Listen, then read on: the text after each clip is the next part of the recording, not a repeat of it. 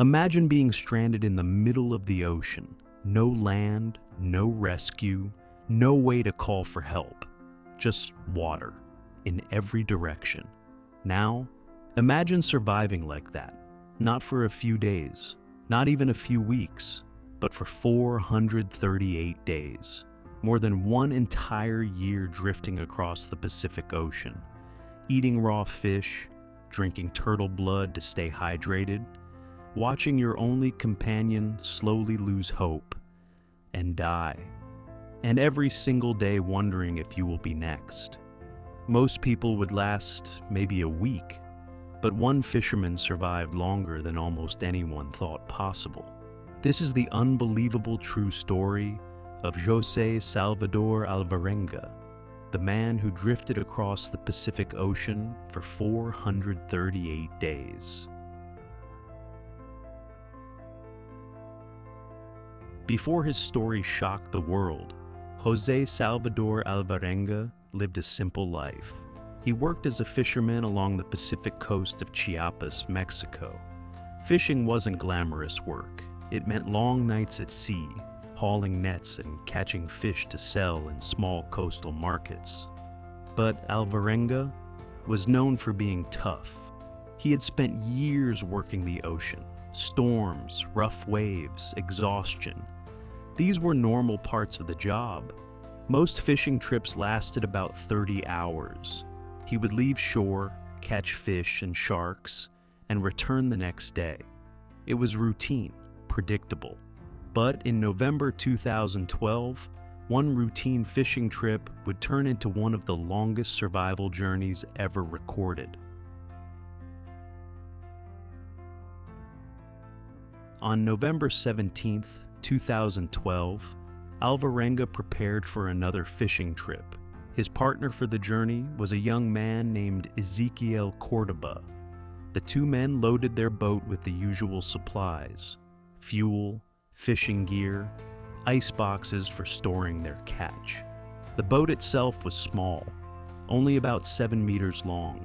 It had no roof, no cabin, just an open fiberglass hull with a motor. The plan was simple: sail out into the Pacific, catch fish, return the next day. But only a few hours after leaving the coast, the weather suddenly changed. Dark clouds rolled across the horizon. The wind grew stronger. Then the rain started. At first it seemed like a typical storm, but the wind kept getting stronger. The waves grew larger. Soon the small fishing boat was being tossed around by the Pacific Ocean. Water crashed over the sides. The sky turned completely dark.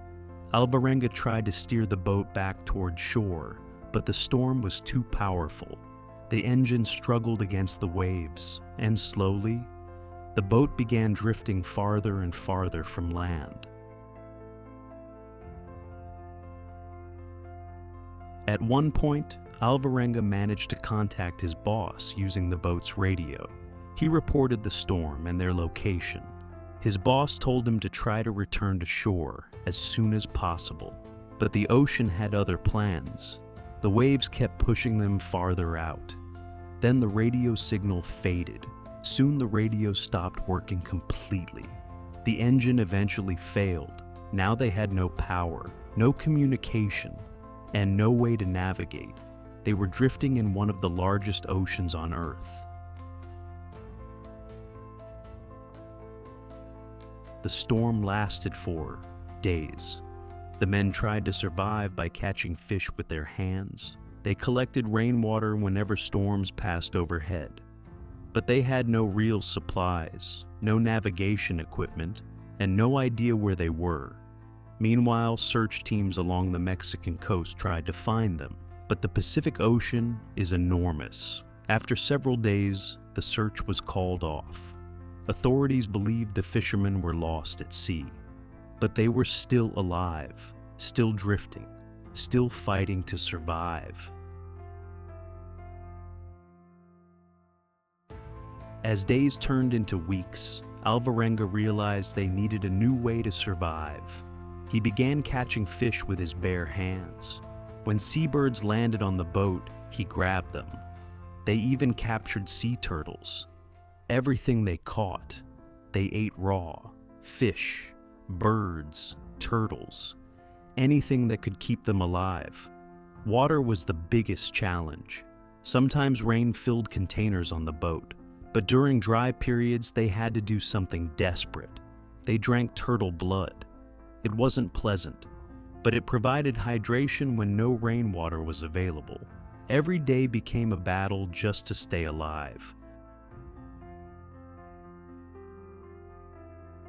Weeks turned into months. The endless ocean began to affect their minds. There was nothing to look at but water. No land, no ships, no rescue. Alvarenga tried to stay optimistic, but his younger crewmate, Ezequiel Cordoba, began losing hope. He became depressed. He refused to eat raw animals. Without food, his body grew weaker. Alvarenga tried to convince him to keep fighting, but eventually, Cordoba stopped eating completely, and one day, he died. Now Alvarenga was completely alone. Alvarenga pushed his companion's body into the ocean. Then the loneliness truly began. For months, he drifted alone. He began talking to birds that landed on the boat. Sometimes he spoke to the moon. Sometimes he imagined conversations with people from his past. Anything to keep his mind from collapsing. The sun burned his skin during the day. At night, the cold air soaked into his bones. Storms would appear suddenly, threatening to sink the small boat, but somehow, he kept surviving. Ocean currents slowly carried the boat westward, across more than 10,000 kilometers of open Pacific Ocean, from the coast of Mexico toward islands thousands of miles away. Alvarenga had no idea where he was drifting. He simply woke up each day with one goal: survive until tomorrow. Days became months. Months became more than a year. Still, no land. Then finally, after 438 days lost at sea, something appeared on the horizon. At first, Alvarenga thought it was another hallucination. But as the boat drifted closer, he saw trees, land. The currents had carried him to the Marshall Islands, more specifically, a tiny island called Eben Atoll. After more than a year on the ocean, he jumped from the boat and stumbled onto the beach. He had survived. Local villagers soon discovered the exhausted fisherman. He was thin, sunburned, and barely able to walk. At first, they could hardly understand his story. Surviving 438 days lost at sea sounded impossible. But ocean experts later confirmed something remarkable.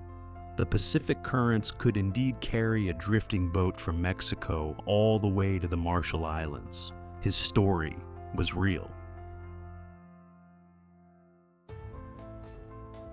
Today, the survival story of José Salvador Alvarenga is considered one of the most extraordinary endurance stories in maritime history.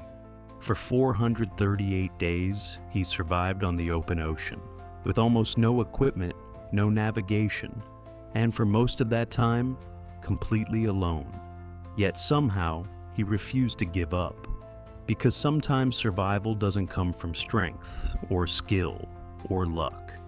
Sometimes survival comes from a single decision made every morning: stay alive one more day.